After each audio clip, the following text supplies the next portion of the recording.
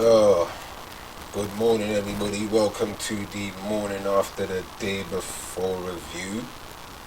And I've had time to analyse, man. Can't lie to you. I've had time to analyse. I've had time to watch a few of the Spurs channels on the YouTube and see what everybody's thoughts and opinions and views and you know what I'm saying. I've just wanted to see.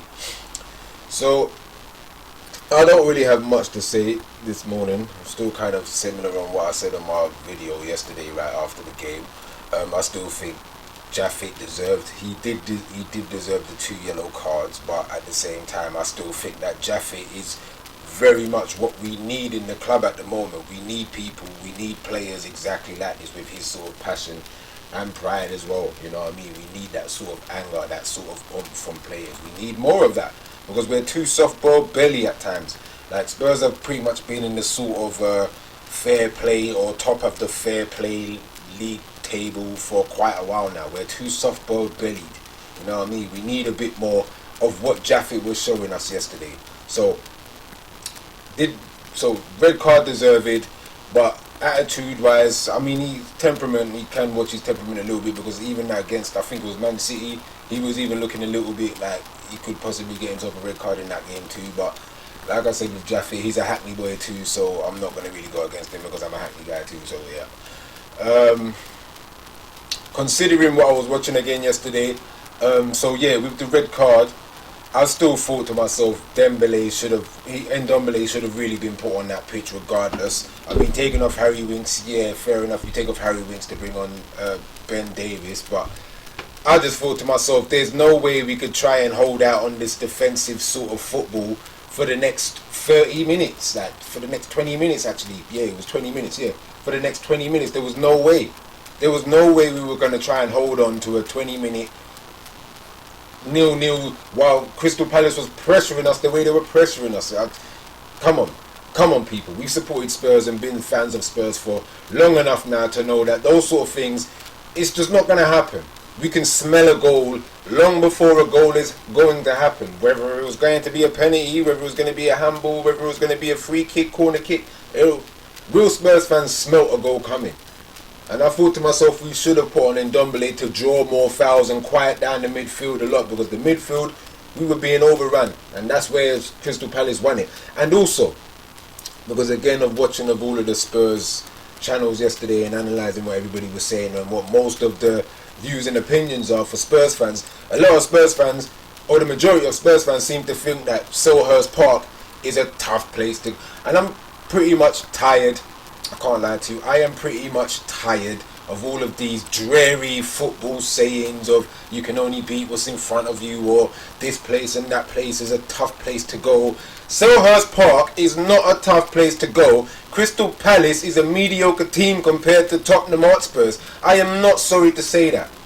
It's no disrespect to Crystal Palace, but I'm not sorry to say it. Crystal Palace are a mediocre club compared to Tottenham Hotspurs, and we should not be struggling at Selhurst Park. Wasn't it last season or the season before where we just scraped out of there with a 1-0 win, and then Liverpool went there the next weekend and smashed them 4-0 at Selhurst Park? Smashed them 4-0 the very next weekend after we just struggled against them. That, people, is the difference between a championship title winning team and us, which we are not. We're not even a top 4 team, because a top 4 team would still beat them.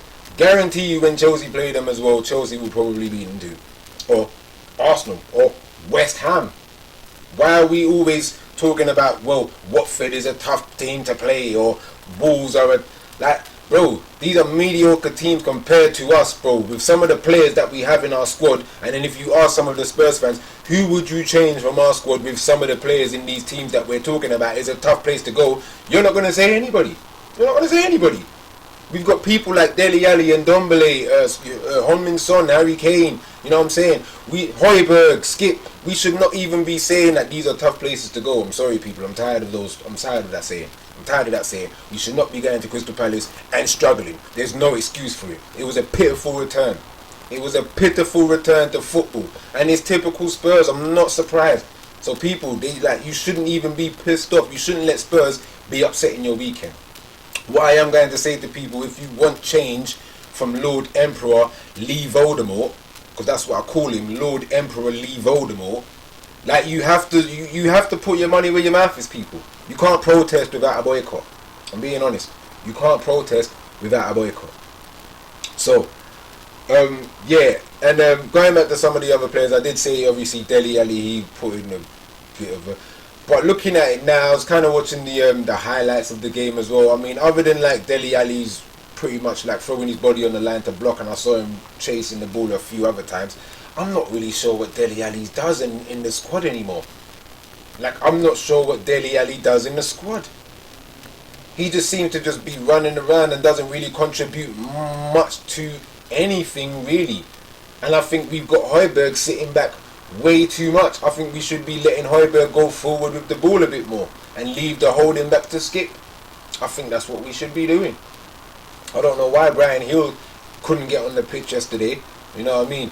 Royale, it's his first game, so we can't even say much on Royale at the moment. We can't say much. It's his first game, and everybody who's saying Nuno out, just bro, really, like, come on. If there's anybody who you should be saying out, is Levy, not Nuno, because this ain't Nuno's fault. Sure, the team selection is his fault. It's his fault. And I thought to myself, bro, what kind of team selection is that? And the subs as well.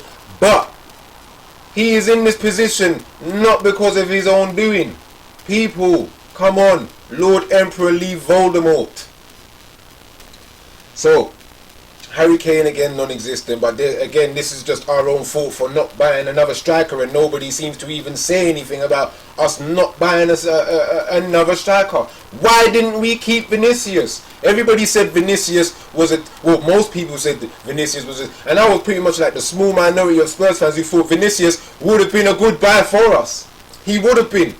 One more season how many goals did he score in his first season for us?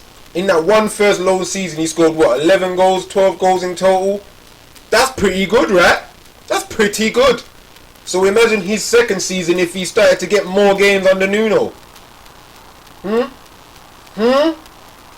That's the first striker we bought in a while. Who actually started to score goals when we didn't have Harry Kane playing. And he also played with Harry Kane too. When he scored his first Premier League goal against Aston Villa, he was playing alongside Harry Kane. And I felt it for him too when he scored that goal in his celebration. I almost shed a tear. Because I was like, bro, why isn't Vinicius playing more often? And everybody's just like, oh, well, he's only scoring against the minnow teams. But you can only beat what's in front of you, right? Isn't that the football saying? You can only beat what's in front of you. So he was doing his job, was he not? Why didn't we buy him? We came from a point where we had 4 strikers in Robbie Keane, Jermaine Defoe, Pavlyuchenko and Peter Crouch. And now we're going another season with just 1 striker. If I was Harry Kane, I'd say, fuck this club too.